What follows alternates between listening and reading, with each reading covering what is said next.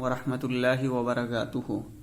عزیز طلبہ، آج ہم لوگ پڑھیں گے فیوچر پرفیکٹ ٹینس کے بارے میں۔ فیوچر پرفیکٹ ٹینس کہتے کسے ہیں؟ فیوچر کہتے ہیں مستقبل کو، اور پرفیکٹ کہتے ہیں مکمل کو، اور ٹینس کہتے ہیں زمانہ کو۔ تو زمانہ مستقبل مکمل کیا کہیں گے؟ فیوچر پرفیکٹ ٹینس کو اردو میں زمانہ مستقبل مکمل۔ فیوچر پرفیکٹ ٹینس اردو میں پہلے کریں گے زمانہ مستقبل مکمل کے افرمیٹیو سینٹینسز یعنی مثبت جملے۔ تو فیوچر پرفیکٹ ٹینس معنی سمجھنے کے بعد میں ہر کوئی بھی ٹینس ہو، اس کے جو جملے ہوتے ہیں تین طرح ہوتے ہیں۔ ایک ہوتا ہے افرمیٹیو کا، اور دوسرا جملہ ہوتا ہے نیگیٹو کا، اور تیسرا جملہ ہوتا ہے انٹروگیٹو کا۔ تو افرمیٹیو کا جملہ جو ہوتا ہے یعنی مثبت، ٹھیک ہے، اور اس کے بعد میں نیگیٹو کا ہوتا ہے، پھر انٹروگیٹو کا۔ انٹروگیٹو میں افرمیٹیو نیگیٹو دونوں آ جاتے ہیں۔ آئیے آج بات ہم کریں گے فیوچر پرفیکٹ ٹینس کے افرمیٹیو سینٹینسز یعنی زمانے مستقبل مکمل کے مثبت جملے کے بارے میں۔ اس کے بارے میں صاحب کتاب آج بات کریں گے۔ قبل اس کے کہ اس کے قاعدے پر اور اس کے رولز اور ریگولیشنز پر ایک نظر ڈالی جائے، اس سے پہلے صاحب کتاب کا اپنا ایک طرز ہے اور ان کا ایک انداز ہے کہ یہ سب سے پہلے مثالیں بیان کرتے ہیں، مثالوں کو دیتے ہیں، پھر اس کے بعد میں قاعدہ بیان کرتے ہیں تاکہ اس قاعدے کو اس مثال کی روشنی میں سمجھنے میں بہت آسانی ہو۔ تو کہہ رہے ہیں کہ مندرجہ ذیل جملوں کو غور سے پڑھیں۔ مندرجہ ذیل جملوں کو غور سے پڑھیں۔ سہیل گانا گا چکے گا۔ سہیل گانا گا چکے گا۔ Sohail will have sung a song۔ Sohail گانا گا چکے گا۔ Sohail will have sung a song۔ میں 11 بجے تک بینک پہنچ چکوں گا۔ I shall have reached the bank by 11 o'clock۔ میں 11 بجے تک بینک پہنچ چکوں گا۔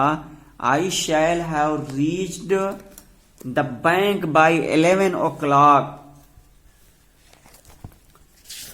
اس کے بعد میں تم اپنا سبق یاد کر چکو گے۔ تم اپنا سبق یاد کر چکو گے۔ You will have learnt your lesson۔ تم اپنا سبق یاد کر چکو گے۔ You will have learnt your lesson۔ ہم کل تک یہ کام کر چکیں گے۔ We shall have done this work by tomorrow۔ We shall have done this work by tomorrow۔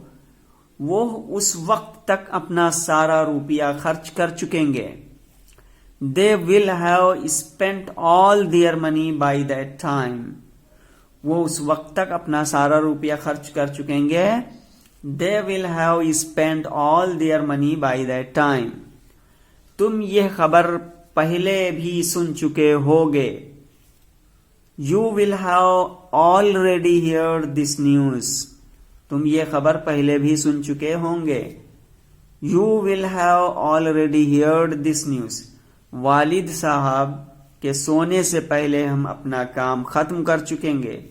We shall have finished our work before father sleeps۔ والد صاحب کے سونے سے پہلے ہم اپنا کام ختم کر چکیں گے۔ We shall have finished our work before father sleeps۔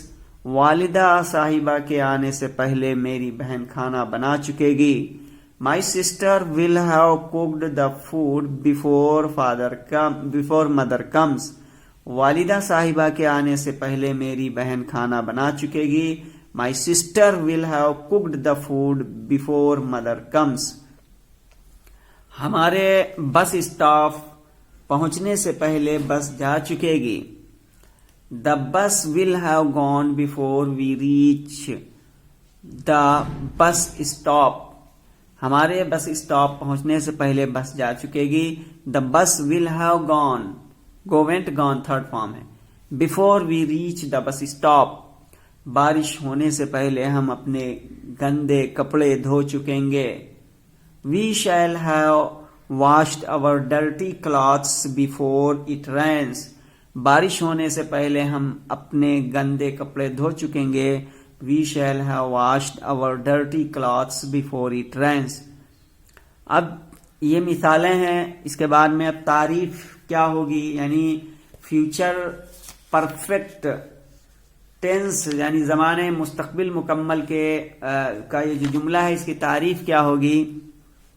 دیکھیے تعریف اس زمانے کے جملوں سے، یعنی فیوچر پرفیکٹ ٹینس کا یہ جو زمانہ ہے اس زمانے کے جملوں سے یہ بات معلوم ہوتی ہے کہ کام مستقبل میں ختم ہو گیا تھا.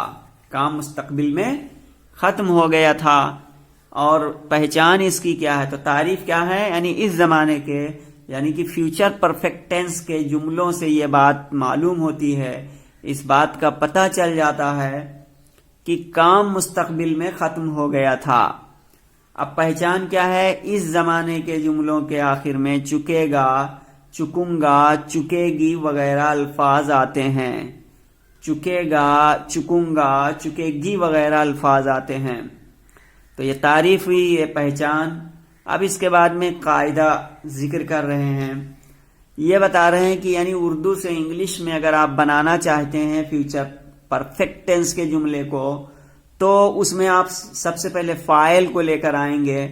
فاعل یعنی ان جملوں میں آئی وی کے ساتھ، اگر ان جملوں میں آئی وی فاعل ہے تو اس کے ساتھ میں شیل ہیو لگا کر ورب کی تھرڈ فارم کا استعمال کرتے ہیں. یہ بتا رہے ہیں کہ آپ اردو سے انگلش میں اگر بنانا چاہ رہے ہیں یا ہندی سے انگلش میں، اور وہ فیوچر پرفیکٹ ٹینس کا جملہ ہے، تو ایسی صورت میں آپ فاعل کو تلاش کریں گے اور سب سے پہلے فاعل لکھیں گے. فاعل اگر آپ کا آئی اور وی ہے تو اس کے ساتھ میں شیل ہیو یہ ہیلپنگ ورب ہوگا، اور تھرڈ فارم پھر اس کے بعد میں تھرڈ فارم کا استعمال کرتے ہیں.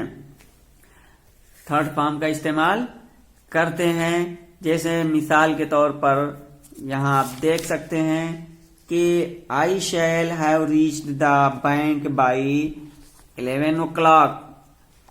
دیکھیے I shall have reached the bank by 11 o'clock.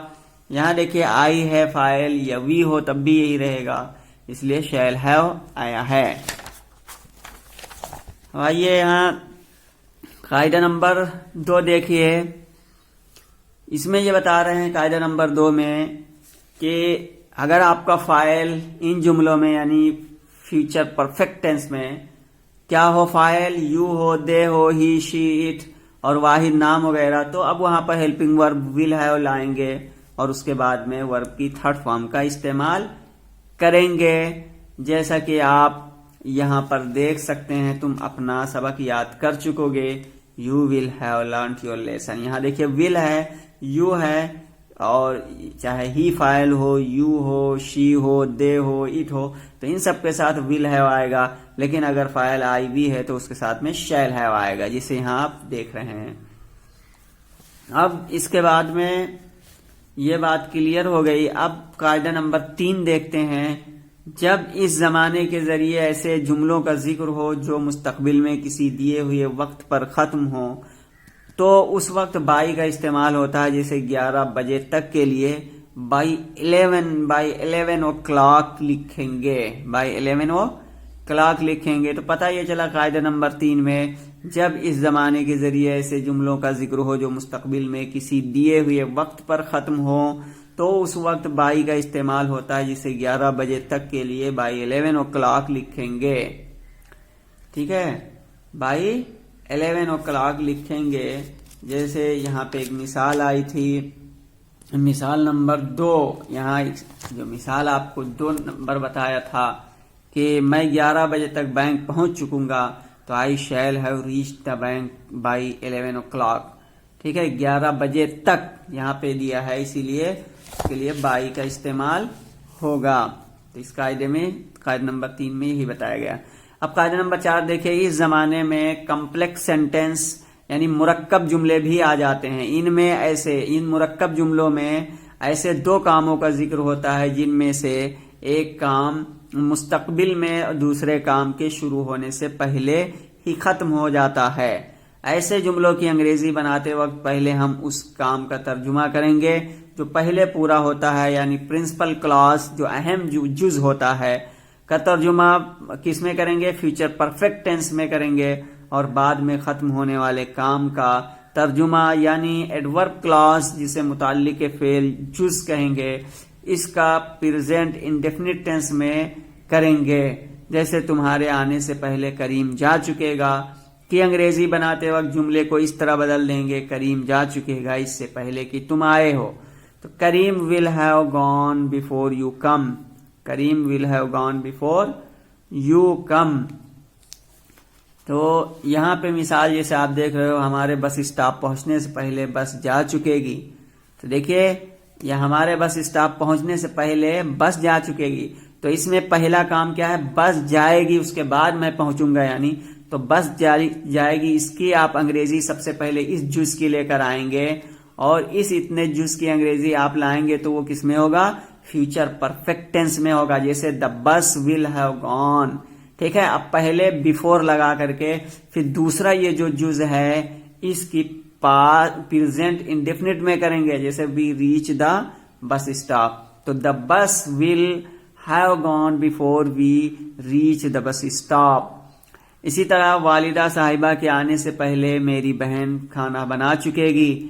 یہاں دیکھیے کھانا بنا چکے گی، بہن پہلے ہوا ہے یہ کام اور والدہ بعد میں آئیں گی، اس لیے اس جز کا پہلے بنائیں گے.